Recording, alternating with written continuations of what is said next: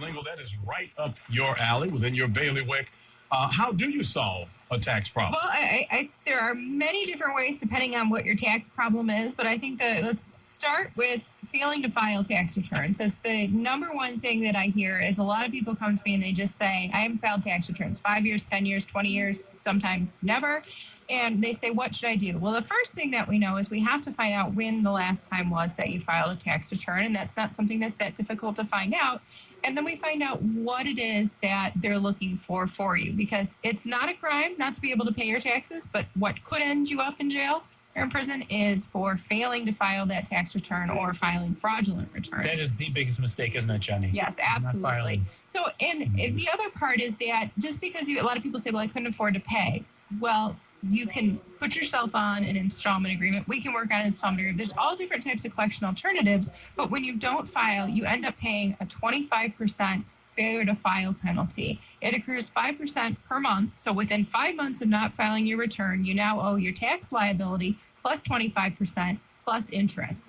So it gets up pretty quickly. The other thing is that people are really scared about is when they get audited. So it's really common for people, especially self-employed individuals or people who itemize and take deductions, that at some point in your life you're going to be audited. And a lot of people are very fearful of that audit, and they think that the auditor is the end of the road. And a lot of times the auditor will strong-arm you and make it as if that this is what it is, there's nothing else you can do, sign here.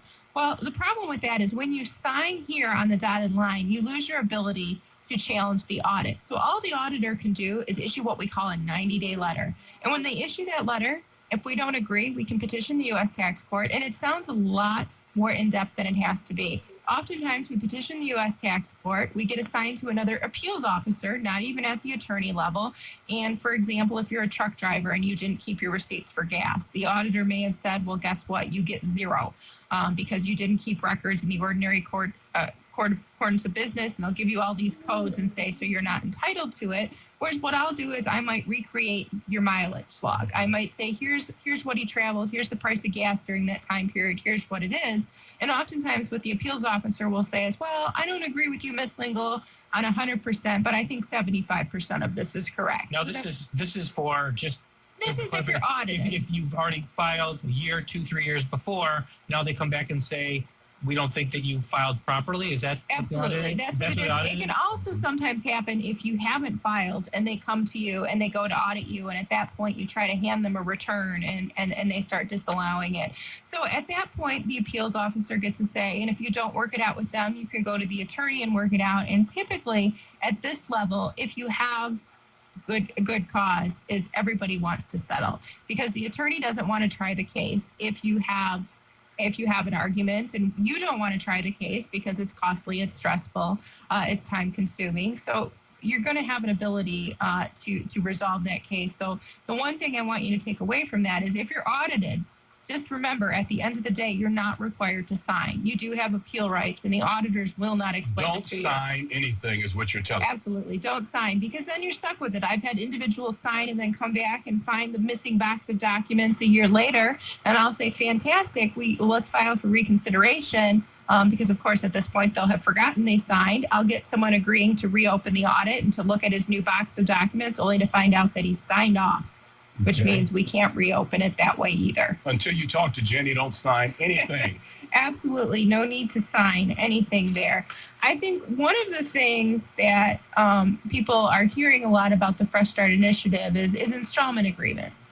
If you owe less than $50,000 and it's in recent tax years and you still have 72 months left on the statute, the IRS, without financial information, without digging into your life and looking through your bank accounts, will say, fine, 72 months, do it by direct debit. We won't file a lien, and you can move on with your life. Is that typically granted? Is that pretty easy? Yes, it is typically granted. It gets a little tricky with some individuals, though, because sometimes they'll owe tax years that are much older, and there's not 72 months left to pay it off. At that point, what we have to do is look at a regular installment agreement where we look at what your income and allowable expenses are. And sometimes people end up paying $0 a month. Sometimes they qualify for an offer and compromise. Sometimes it's a lower payment plan than the 72 months, and you get an offer that way if you don't otherwise qualify. And you never end up paying it, and the statute expires. So there's a lot of different ways to resolve. The IRS started a new program. If you owe between $50,000 and $100,000, and there's 84 months left on the statute, if you do it by payroll deduction or by direct debit, that they won't look into your finances and will just agree to set that up. But is this something that you could theoretically do year after year for your 2015 taxes? Get on a 72-month tax, and then 2016 comes along, and then have that piggybacked onto that tax? No, absolutely not. And this is why when it first started, I used to think, this is great. You don't need counsel. You don't need an attorney. I can advise some of my clients that this is something they can handle themselves, because I do like to tell my clients when it's something that they can do to save them and give them advice that way.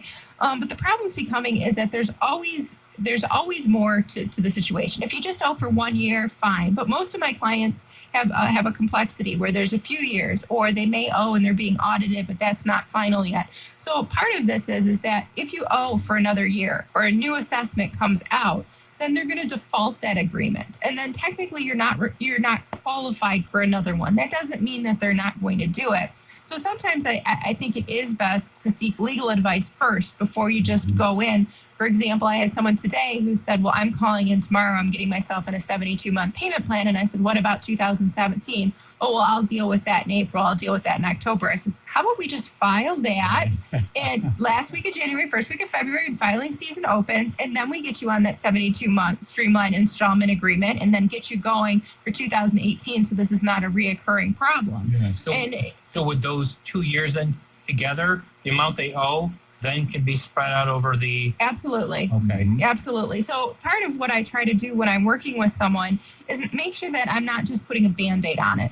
So, and if we are just putting a Band-Aid on it, it's because we have a greater plan. Oftentimes with Brian, I'll meet with someone and they'll owe taxes, and I'll think they're a great Chapter 7 bankruptcy candidate. And I'll say to them, well, your income's probably going to stay the same. If it is, and that's their situation, we need to first address the taxes and maybe put you in a hardship or an uncollectible status or a low monthly installment agreement, because you need to file a Chapter 7, but these taxes won't be dischargeable to some date in the future. So sometimes it's a two-part plan where we put a Band-Aid on it, knowing that this is going to resolve your problem for 2 years, but at that 2-year mark, and you can file a Chapter 7, and that global plan is going to be what's best for you. So that's the part that gets tricky in analyzing your financial situation, is because I don't like to just look at your tax. I look at your credit card debt, your medical bills, your judgments against you, to see if there's a solution that can encompass all of that. Quick question before we go to the phone lines. Does the IRS treat me more fairly if I walk in the door with a Jenny Lingle as opposed to coming in by myself? I'm going to say absolutely, even if they don't mean to. Yeah. And the reason is that if you're assigned to someone in the field, a revenue officer doesn't know the bankruptcy rules. A revenue officer is not an offer specialist. They don't know the offer and compromise rules.